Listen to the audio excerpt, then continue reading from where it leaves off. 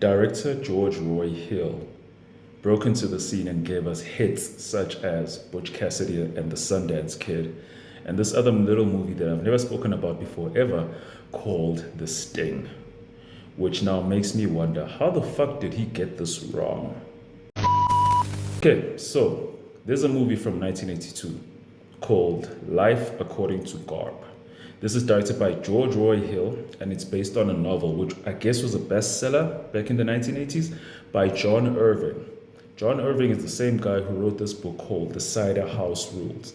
In this movie that stars Robin Williams, we follow this kid who's named Garp.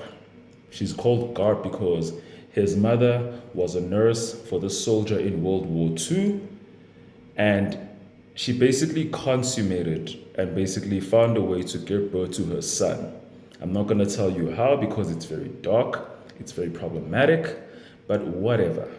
Like, guys, there seems to be this thing where directors who were huge in the 70s basically failing to translate their vision and their success with the turn of the decade or the turn of the century. It's like an ongoing trend.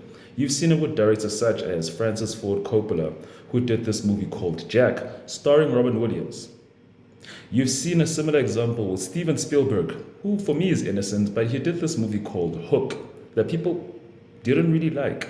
Again, starring Robin Williams. And now you're seeing George Roy Hill, who was a big name in the 70s, basically try to break out in the 80s with this movie called Life According to Garp. Again, starring Robin Williams. And I did not like this movie, man.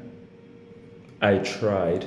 The reason I don't like this movie for me personally is that, like, you don't get someone like Robin Williams first. You don't get someone like Robin Williams, and then you demand he gives a muted performance, because that's what I saw from Robin Williams throughout the whole movie.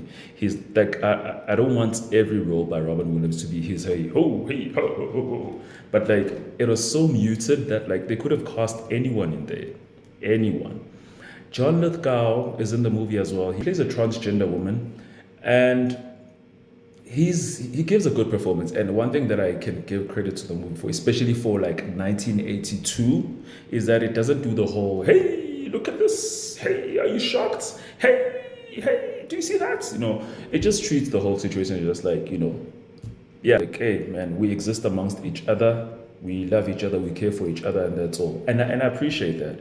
But for me, the reason why I don't like this movie is that, like, I am failing to understand what the movie is trying to tell me. What is your message? What is your point? Why do you exist?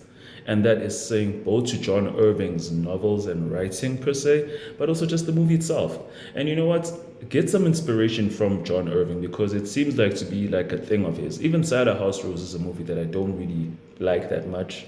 I really don't like it, especially considering the fact that Michael Caine won the Oscar over. Look up who was nominated that year. That's what I'm going to tell you.